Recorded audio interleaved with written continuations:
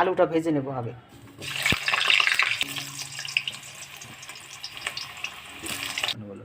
আলুটা ভেজে তুলে নিয়েছি। এবার এই তেলের মধ্যে ফোড়ন দেব।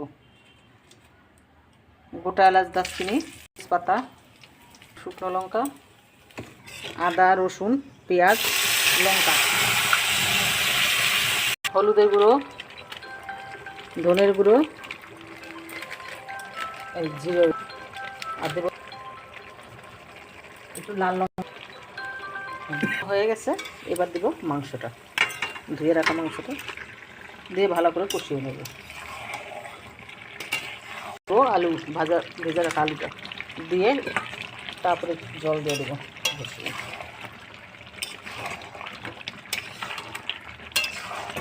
এবার জল দিয়ে দেবো। এটা হয়ে গেছে। এবার একটু গরম মশলা দিয়ে নামাই নিচ্ছি।